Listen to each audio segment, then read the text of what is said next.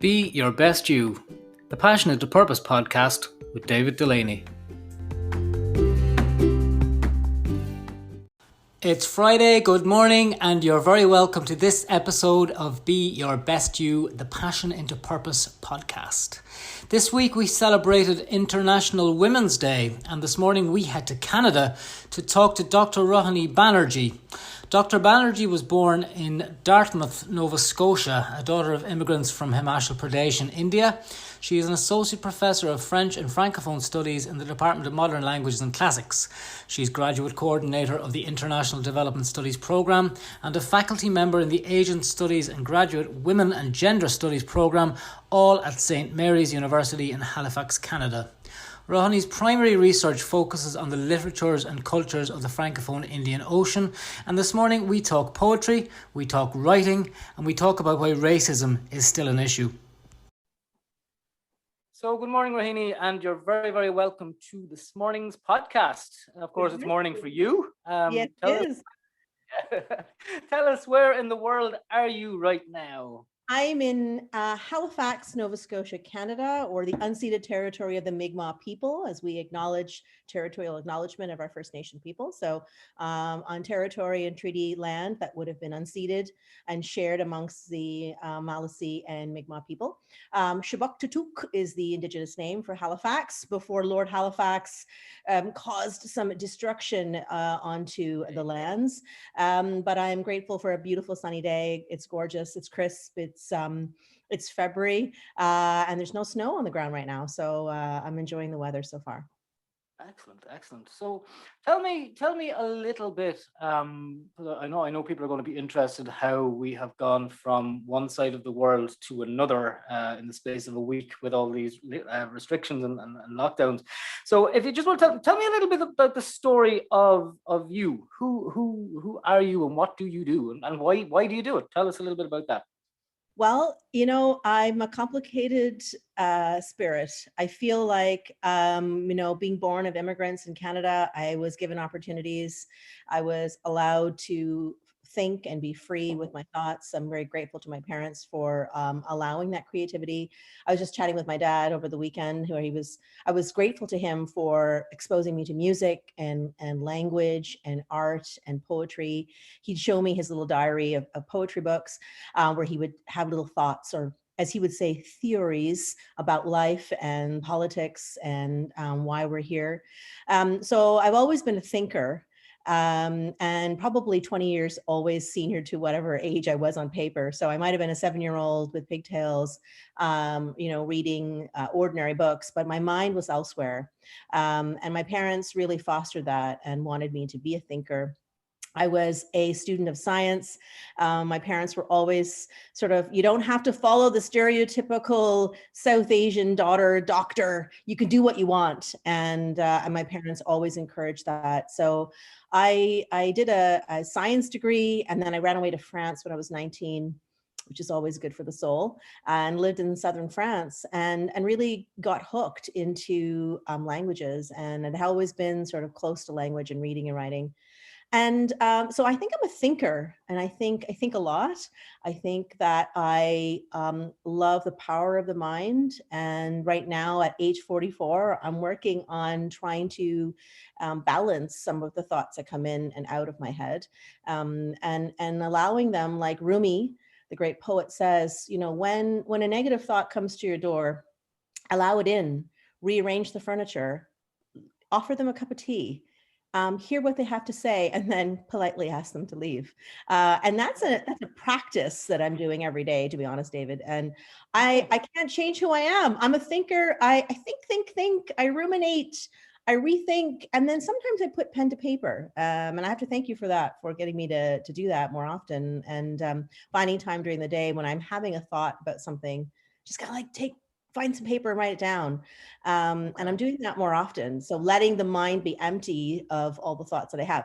But my parents nourished it. And when I went off and did a master's in French and explained to them that I was doing exoticism and sexuality of the Indian figure in 19th century literature, they had no idea what I was talking about. They knew I was reading a lot of erotic literature and the Kama Sutra and all of this sort of fun stuff. And then I went on and did a PhD in in the Indian Ocean and worked on Mauritius and identity construction. But all of that is a blending of people and art and language and culture. And I feel so comfortable in that métissage, in that mix. And I realize it's because I'm very multi-layered. And so, perhaps you see me and you think, okay, this is who she might be. She's got a couple letters after her name. She's got a good job at a university. She's doing all the things that you check the boxes off. But I think that I'm very much an artist in my heart, and I'm still looking at exploring all of those options. So that's me. I'm very multi-layered, very complicated. Okay, layers are good. Layers are good. Just a curiosity I have there in what you said. La France, pourquoi? La France, pourquoi? Part of it was to get away. Part of it was to get away from my parents, right? I mean, part of it was Canada was so, I wanted to live in Europe. I wanted to feel that. I convinced my father that I'd be earning credits towards a degree, and that being bilingual was a good thing because, we're Canadians, etc. Thinking that I knew that I had an affinity to language. My professor was sort of looked at me and said, "What are you doing in this first year of French? You should be in France." So I had a wonderful professor. And I think part of the job that I have now as a professor is to push students who are uncomfortable with themselves. And he saw that, and he pushed me and said, "You have to go to France." I'm like, "I don't care. We're going to get you a bursary." My parents, middle-class parents who put me through private school, through bursaries and financial aid. Like, I'm very open about that. We did not have money to put me through those schools, but they did it because education was important. And also they wanted me to be happy, essentially. And so when I convinced my dad, I went there and I did live life a bit. I did break some rules. I drank wine from wine boxes. I explored southern France. I saw Tina Turner in Lyon. That was amazing. The Golden. That's a bucket list thing. Yeah. Okay, I saw her. It was before, of course, cell phones and internet and all of that. And I'd call them once a week and let them know that I was alive. And I hadn't become a go-go dancer in Paris and run away with Didier or Jean-Jacques. But I also was confronted by a lot of racism. I was confronted with my own identity construction because I'm Canadian. I was with a Canadian university. But Charles de Gaulle, Douanier did not think that I was from Canada and asked me 18 times if I was from Islamabad. So I had to learn about identity and the passport and the power of the Canadian passport, looking the way that I do. My accent was not Franco-Canadien. I did not have a Quebecois accent. I didn't match my papers, apparently. So it was a time for me to understand who I was. Had a little love affair with, a boy. Did all of those things that were important, I think, at the time for me. And learning who I was. And when I returned to Canada, I knew that I had this wonderful experience. And pursued and finished the biology that I needed to do, but I really knew that I wanted to pursue literature and art, and was grateful for that opportunity. So that 7 or 8 year old self you referred to there a moment ago with pigtails. Okay. Yeah. Just to think back there for a minute, if you asked that version of you, or that layer of you, what did you want to be when you grew up? We've talked about this with a few people. It's like, okay, I asked the question in 2 prongs because some people get offended and say, "What do you want to be when you grow up?" I'm like, I'm already grown up. But what did that 7-year-old in your mind and in your layer at that time? Who was that person? What did they want to be when they grew up? So that one was loved Barbra Streisand, and would sing "You Don't Bring Me Flowers Anymore" with Neil Diamond. And so she had this, I had this, I would take my mother's hairbrush and sing, and my father was Neil Diamond, and I would sing these songs to him. I wanted to be Barbra Streisand, but I also wanted to be an opera singer. I thought opera singers were women who were full-figured, who wore fabulous outfits and full-on makeup and hair, and had like the stage, and had a lot of like this incredible orchestra for them, and they spoke Italian and Latin and German and French. I wanted to be an opera singer. I was like a second soprano in like my choir. Never quite made it a soprano. I sing in my car, I sing in the shower, I sing all the time, all kinds of songs. So I think as a 7-year-old kid, I wanted to be an opera singer, but I would never, that was a secret. Like that was a secret. So I didn't tell anybody that's what I wanted to be. I think it's interesting with layers, and then you mentioned about layers and orchestra and music and that, and I think that's something that music allows us to do, and you talk about that, and it's very much something you do in your work. You Yes. explore music and you explore languages. So the languages, for example, in opera, you'd have the Italian, you have the English, you have all the different languages, and that's something that you are doing in your work right now. Is you're working with language and you're working with people, and so there's a lot of that. So while you may not be the opera singer, inverted commas, you are on a stage effectively, and you are communicating a message through language. And unlike opera, there's a message in the work that you do. Any particular challenges? I mean, just thinking about the work that you do. Any particular challenge apart from the obvious? I mean, we've all been separated, and we've all had to learn how to adapt. But any one particular challenge, for example, that sticks out for you in the last 12 to 18 months, and maybe would you like to share your responses to how you overcame that? Sure. So for about 10 years, I've been doing this cafe in a French immersion cafe that I gather the students twice a week, all on their own. There's no obligation to join. I show up at a coffee shop, a local business, and they've been wonderful to us, on Common Grounds, it's called. And I go there and I show up, and students show up too, and we just speak in French. There's no judgment. You could be Francophone, you could be like, zero beginner French, anything. You just show up and I just ask them random questions, sort of like a podcast in a way. So it's just a lot of chitter chatter. And I ask them what they've had for breakfast and what they're watching on Netflix. I miss that so badly because I've seen romances grow from this cafe. I've had students, build relationships with me. We did a couple of promo videos for the university. Business has been wonderful for the cafe themselves. I mean, we were bringing in, we were blowing $100 Canadian every morning. It was community. It was the heart of Halifax, very close to St. Mary's University where I work, and getting a mix of students, all shades and all versions of French. I miss that. And, I feel like a bit like a reporter because I teach 3 courses online, all of which the subject matter is heavy, like it's race and colonialism and imperialism and feminist methodology, stuff that I'm really passionate about. It's in my heart. But I can't show my layers. I can't, I get all sweaty and excited, and I'm like, putting in my report into like a news report. And then I don't get the feedback. So teaching is performance, and I appreciate your analogy of that because it is a performance. And every time you walk into a classroom, I have an upset stomach. I'm a little nauseated, even after being at St. Mary's for almost 14 years. I've been teaching for 21 years. And I get a little sick to the stomach, but it's exciting. I feed off the energy of the students, and I feel like that performers, artists, musicians are feeling the same way. It is a little bit of a dance, a little bit of a tango. There's a back and forth, particularly in the field of work that I do that is so challenging and uncomfortable. And I want students to realize that university is about being comfortably uncomfortable, and pushing and pulling on their mind and their hearts and some of their maybe lived experiences. So I feel that's been hard. I do Zoom chats with students, and I try to rev it up and like play music and whatever. But it's hard. So I'm looking forward to getting vaccinated and getting back on campus. Let's be honest. You're walking yourself into the next question. Okay? You have been from very early on in the conversation, and it's just working nicely. So I'm just going to drop it in. What is your favorite song and why?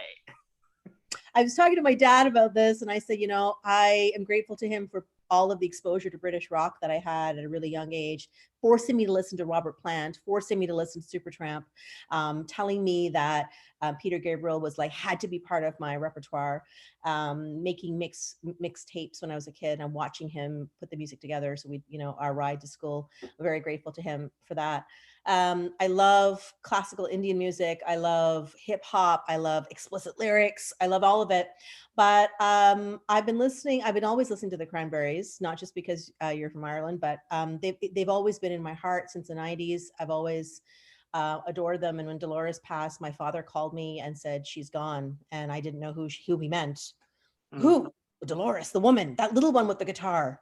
So she had a really great impact on my connection with my father and music. And Daffodil's Lament is one of my favorite songs. I have many, many favorite songs, but it's one of my favorite. It's the buildup. It's the haunting sounds of her voice. It's the power of this very little woman to play that amazing guitar.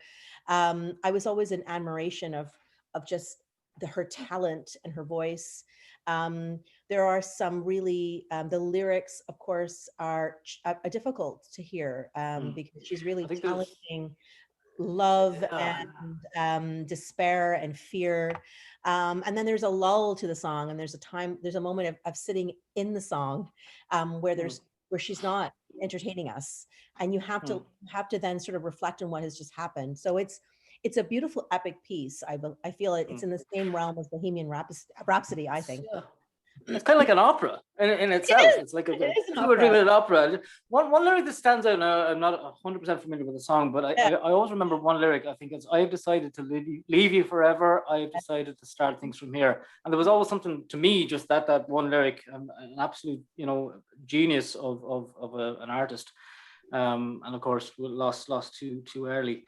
Good choice, Daffodil Yeah, Events, and I just Cranberries. feel like and then she just says, "Has anyone seen lightning?" And then she says, "The daffodils look lovely today." Like it's just this Yeah. juxtaposition of a storm happening. And have you seen it? And usually, we're avoiding lightning, but she's like, "Go out and look for it." And then she's saying, "But look at the ground at the same time." So there's just so much beauty and so much energy in that song. And I truly have been a fan of hers forever. It's worth Yeah. listening.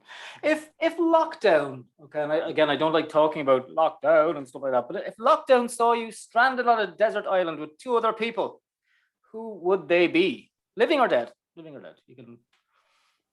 Two other people. Hmm. That's a really, really good question.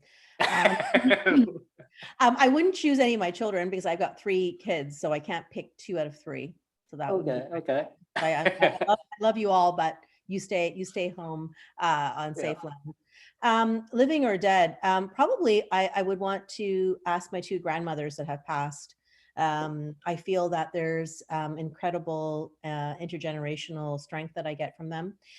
Both women who survived colonial oppression, 2 women who survived partition, women who survived abuse, physical and other, poverty, who would never have thunk that their granddaughter would be on a podcast with an Irishman in 2021. Okay.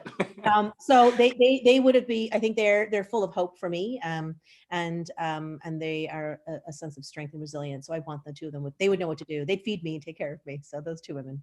Excellent. Okay. Just something you touched on, and again, the idea of chatting is generally positive. But you touched on the idea and the racism. Is that something that is it something that is still very, very prevalent? Is You mentioned layers, I suppose, and to what I would be thinking, is racism still very much present, and is it on just a different layer? What's your thoughts on that? Great question. So it's embedded, right? It's in the way that we interact with people. There's a bias, as we all know. I carry it myself. I tell my students that I am a student for life. I might again be the one in the front of the in front of the classroom or in front of the Zoom call, looking like I'm the expert. Perhaps I am on a certain degree because of age and experience, but I am a student, and that excites me because it means that I get to learn for the rest of my life. I'm a nerdy kid. I've been a nerdy kid all my life. A nerdy kid who thought that she'd never ever get the dream job that she has, and I do. And so my perception of racism is something that I live and I carry with me. But then I hope that if I can share and be open about some of the incidents that occur to me on a daily basis, and I mean a daily basis. We might be in lockdown. Halifax, not so much. We're a little bit freer than perhaps where you are, but. It is an everyday experience, and they're everything from micro to macro aggressions. I'm taking that experience and I'm building on my knowledge of it. So I remove myself from the side of the victim, but more of the person of the advocate and the activist. I'm pursuing a management certificate, for example, for people of color. I am a leader at the university. I am the president of the faculty union. I take that very seriously. I represent the entire collective, 90% of whom are white. And what does that mean to be looking like me and running a union? I work closely with administration. So I see myself as someone who hopefully is opening doors and maybe opening windows for others to peek in and get comfortable and see that there's someone like myself is there. I'm a learned speaker of French. I didn't exit my mother's body speaking French. I had to learn it. I had to sit in classes, and I'm not ever going to be a native speaker. And so I think all of those struggles that I might have had beyond all the privilege that I have right now, help me understand why people treat me the way they do. I'm understanding and learning more that it's really their issue and not mine, but I need to tell my story. So I do it through teaching, I do it through my leadership, I do it with interactions like this. I'm working on creative writing and using my poetry and short stories to help understand what it might look like and feel like to have a racist or sexist remark or action experienced. And it happens all the time. I mean, just yesterday I had someone say to me, "Your English is pretty good." And I thought, yeah, it's fantastic. It's better than yours. And I know where that comes from. I know that it's based on how I look and how I present. And I try and understand why that person says what they do. And sometimes we're not always successful, but I'm a student of life, so I continue to learn. Okay, that's an excellent perspective, and it's something like about always learning. And I think that's when we accept that's one of the reasons we're here. Yeah. Always. And when people say I've gone to college, I've done that, I am now going to do. It's not over. The last thing we need to do is learn. And someone said to me the other day, we were talking about again, and the idea of talking to people around the world in the perspective we all have. We're in different time zones, but we all have the same 168 hours in every single week, no matter where we are. But one other thing that came up in conversations that we're all equal as souls. Okay, fundamentally, we are all the same. So I suppose some of the work that you've done and some of the hard lessons I'm sure that you've encountered is about what happens. Where does the soul come into where does the soul transpire into a word that can hurt? And people say words don't hurt, but I'm sure they can. We've all experienced that, and we've all used words that have hurt other people. We're complex. We're all layered beings. We're all so complex. And so I think it's important, especially in times now, like now, is to use those layers positively, to find things like the music that ripples through those layers and to bring people on the right journey. And by learning, if we have been hurt, I think it's important to say to learn from that hurt and to bring people to a perspective that they can look back and say, okay, I was an ass and I should have said that. And that is learning, and it's a very it's a fantastic perspective to have. And it's great that you're you're working on that and teaching them and learning as you go. The best bit of advice that you've ever received is? The universe only offers you what you can handle. So I'm not all of the struggles and the good, bad, and ugly that have been presented to me in life by the universe. Universe, one verse. There's a literal sense of language in the stars, if you want to call it. All of that has been presented to me because I can handle it. I think for a long, long time, beyond imposter syndrome, beyond the boundaries of my gender or my ethnicity, I have the capability of handling it. I didn't think I could, but the universe never gives you what you can't handle. And we know that, by definition, stress is what our body cannot handle, what we think we cannot handle, that we don't have the tools and or the capacity to manage. But human beings are incredibly resilient and at the same time vulnerable. And so it's that gray zone between that resilience and vulnerability, which is really our power, I feel. And in that grisâtre, in that gray marge de manœuvre that we have in between those items of resilience and vulnerability, the universe presents us what we can always handle it. How we do it, at what time we do it, with what perspective or mindset, Do I need to take a breath before I pursue this? Do I need to, have a nap? Do I need a shower? Do I need to like talk to a friend? Do I need to just really shut down completely? Whatever that is, but we can still handle it. That's been the best advice that I've been given by a very good friend, and I'm trying to live it every day. It's a practice though, and it's tough. But every day I say to myself, no, I've been given this, and that, the good, bad, and the ugly, and I can handle it. To bring Dolores O'Riordan back in, we're gonna wrap it up here, and thank you so much for joining us today. And I think you'll join me in saying, the daffodils, they look lovely today. You do. Dr. Rohini Bannerjee, thank you very much for joining us, and thank you. Thank you, David.